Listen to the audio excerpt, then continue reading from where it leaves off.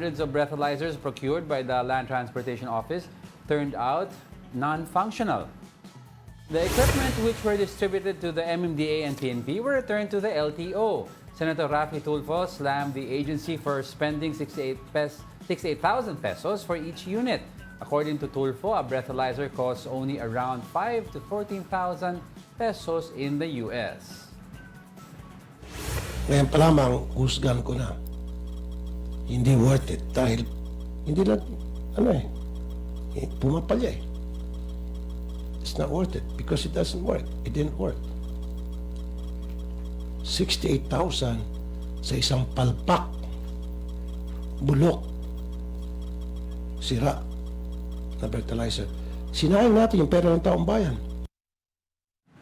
Matagal na yan eh. Oo, naalala mo, di ba may mga, yung procurement, naging issue yan. Tapos sabi nga nila, hindi daw gumagana. Even yung sa MMDA, sinabi nila, binalik nila yung binigay sa kanila ng LTO na thousands of breathalyzer. Kasi pinatry daw niya, uminom daw ng alcohol yung tauhan. Tapos nung ginamit yung breathalyzers, zero content ng alcohol. Actually, nung bago pa lang yung breathalyzer, nung lumabas, ang daming issue. Yung unang issue was, yung mga nahuhuli, hindi na breathalyzer kasi walang battery.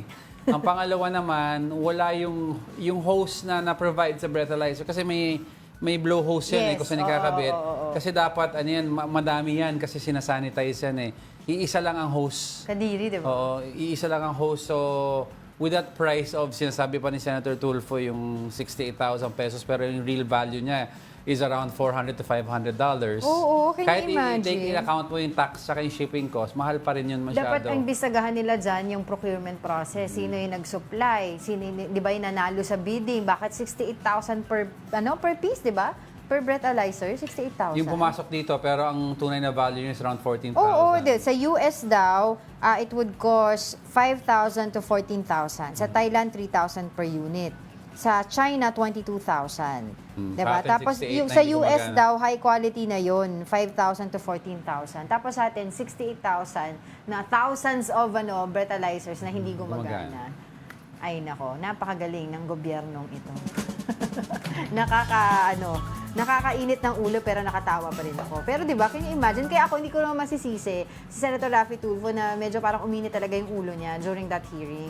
Yesterday ata yun, if I'm not mistaken eh. Kasi nung una tinatanong nga niya, magkano ba to? Tapos sinabi nung, nakalimutan ko sino yung nagsabi, titingnan lang daw niya muna kung magkano. Pero yung pala meron ng information si Senator Raffy Tulfo na yun lang yung presyo, hindi 68,000 per unit. Can you imagine? Tsaka hindi lang isang peraso o hindi lang 10 peraso yung pinag-uusapan natin dito Yeah. na breathalyzers na binili nila, na pinocure. Kasi dati yung mga unang breathalyzer na pumasok, ginamit sa The Fort, sa BGC kasi madaming cases of mga naglalasing. After mag-gimmick, di ba?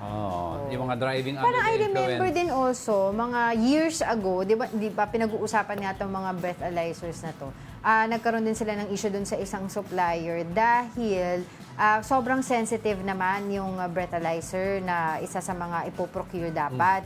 Sensitive in a way na even yung alcohol content ng mouthwash,